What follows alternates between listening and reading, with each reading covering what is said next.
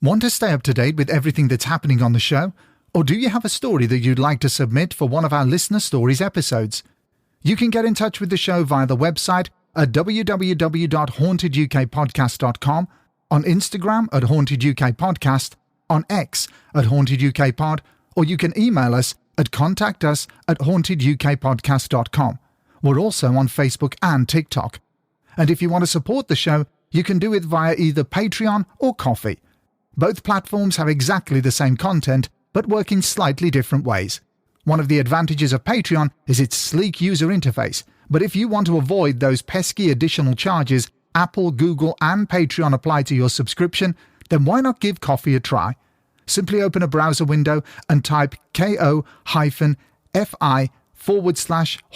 UK Podcast. That's Ko-fi/Haunted UK Podcast, and you'll soon find us. Whichever platform you choose, we're sure you'll enjoy the bonus content. Thanks for listening, and enjoy the episode. This is the Haunted UK Podcast's Short Haunts.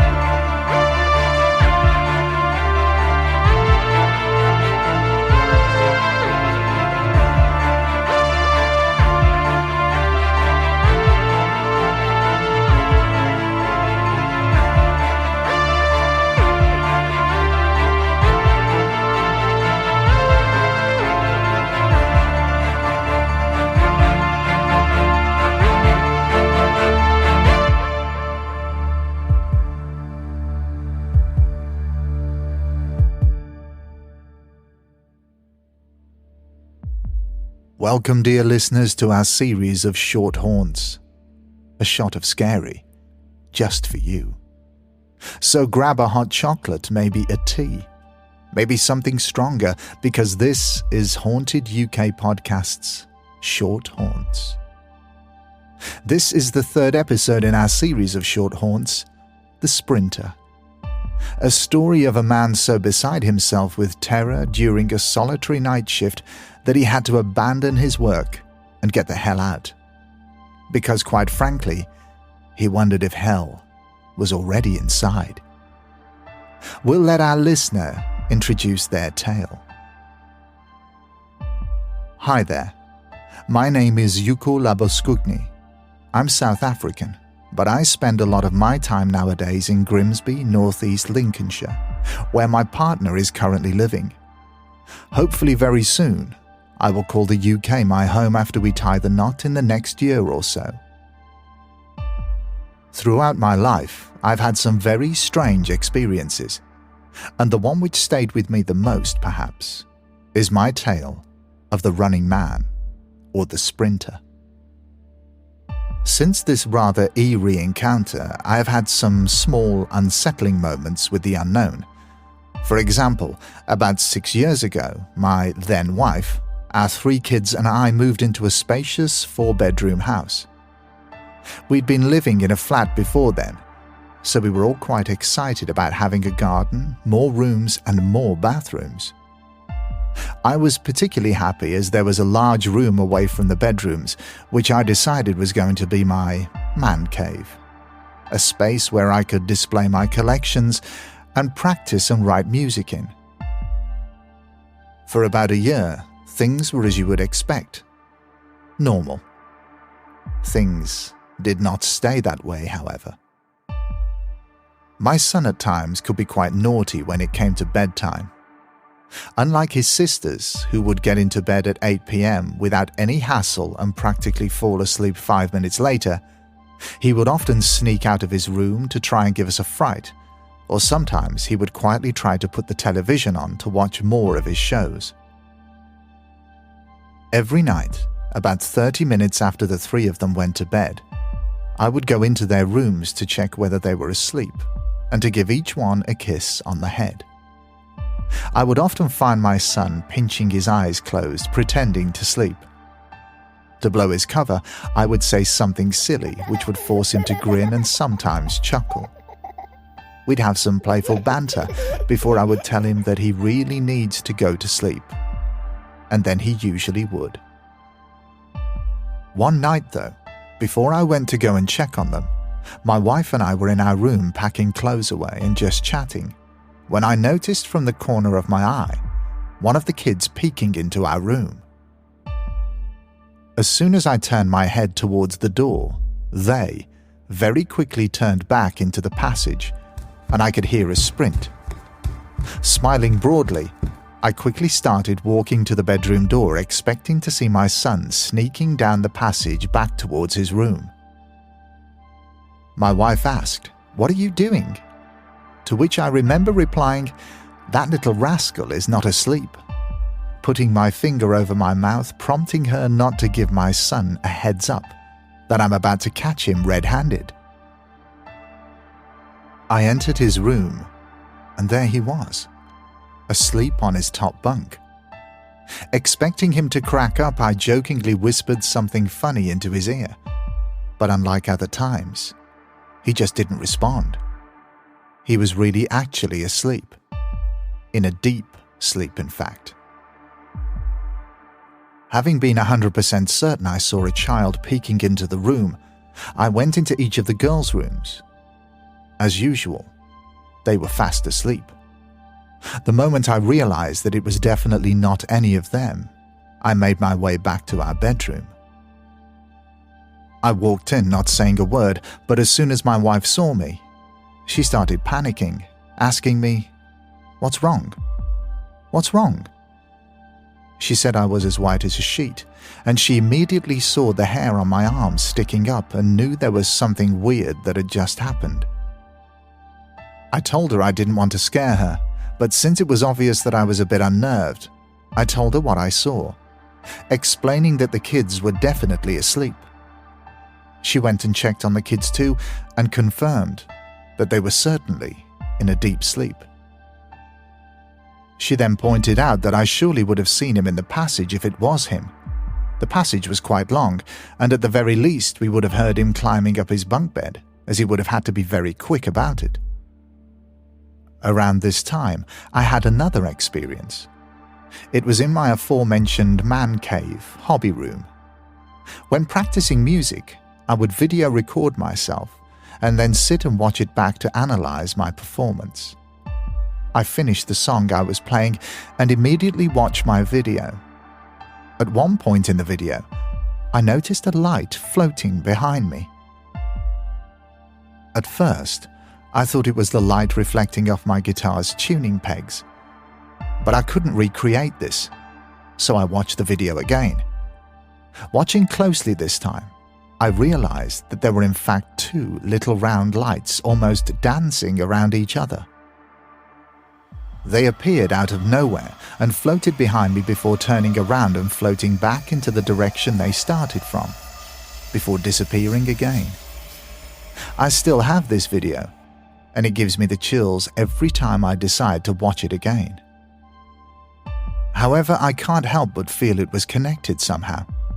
Some sprightly entity being playful, trying to get my attention. Strangely, it also reminded me of an experience I had back in 2001, back in Johannesburg, and although the experience had some similarities, it did have a different quality. Mainly, that it was completely and utterly terrifying. So here goes. As I said, it was 2001. I just finished high school and got offered a job working at a tyre repair factory. The big tyres they use on mining machines. As a broke teenager with nothing better to do, I decided I would take up the offer so I could start saving for my driver's license and then for a car. Because I had no transport of my own, I relied on one of my colleagues in the office for a lift to and from work. Regular office hours which I loved, while the rest of the factory guys rotated on a day and night shift rota. These guys would tell me about the man who runs through the factory during the nights. Now, although I was a firm believer in the paranormal, I was young and just brushed it off. A few months passed without me having to work a night shift, but then I got my chance. One Friday afternoon, while I was getting ready to leave, my boss came to me and said he really needed me to stay behind to finish a job for a new contract the company signed up for that week. None of the other guys were able to, so as a youngster who wanted to impress the boss, I agreed.